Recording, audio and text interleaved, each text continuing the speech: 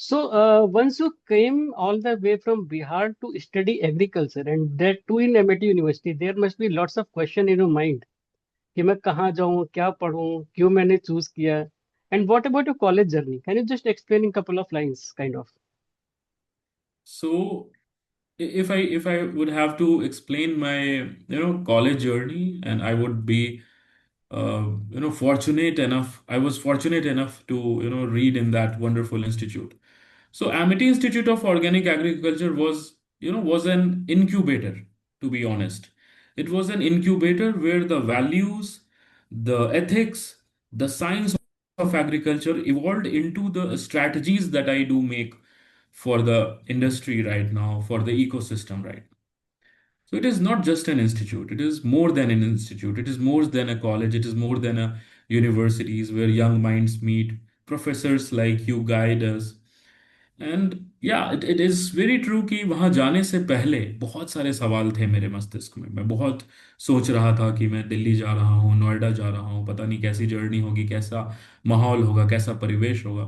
But जब मैं first year में ही था, उसी समय जिस तरह से हमारे ऑनरेबल प्रोफेसर्स का जो व्यवहार था, जो उनकी पढ़ाने की शैली थी, वो बहुत ही ज़्यादा खूबसूरत और बहुत ही इनोवेटिव थी।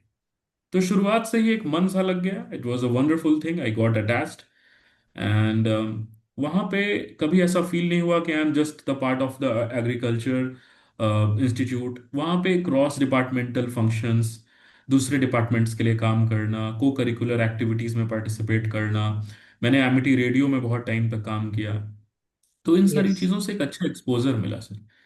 और और कहीं ना कहीं जिस तरह से आपने पर्टिकुलरली शुरू से ही फर्स्ट ईयर से ही एक माइंडसेट बना दिया था कि commercial, corporate, business minded, so it was a wonderful journey to have, and it created a tangible impact on my mind. Even today, I think about my college days, and it always brings a smile on my face, sir.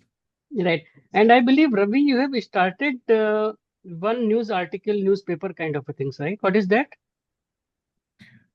So, sir, when I was in my second year, me and two of my friends, Vipul Yeah. Shah and Deeptangshu Das, they are doing wonderful Yes. in their careers. We started a magazine called The Agri Fortune.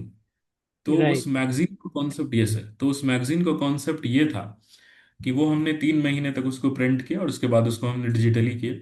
तो उसका concept ये था कि जो भी उस समय के देश में या विदेश में नेशनल और इंटरनेशनल जो मुद्दे थे एग्रीकल्चर के, उसमें हम लोग उनके बारे में, उन टॉपिक्स के बारे में हम लोग लिखते थे। और हमने कुछ अच्छे कॉलेजेस के किस तरीके का वहाँ पे पढ़ाई लिखाई है, कैसे वहाँ पर आप एडमिशन ले सकते हैं, आईसीएआर के बारे में, आईएआरआई के बारे में, उसमें हम लोगों ने आर्टिकल्स लिखे थे। और कई फसलों के बारे में भी, एग्रोनॉमिकल प्रैक्टिसेस के बारे में भी, स्टेट स्पेसिफिक। तो ऐसी चीज़ें हम लोग उसमें एज ए स्टूडेंट लिखते थे। और कहीं ना कहीं उससे और भी कई चीज़ें हमें मतलब इवॉल्व की। चाहे वो इंफॉर्मेशन पास ऑन करने का तरीका हो या चीज़ों को आर्टिकुलेटेड वे में कहना हो, लिखना हो। तो पूरा मतलब एक हुजूम सा बन गया था। काफ़ी लोगों ने सपोर्ट किया, and it was a wonderful time as a student to get involve in such things.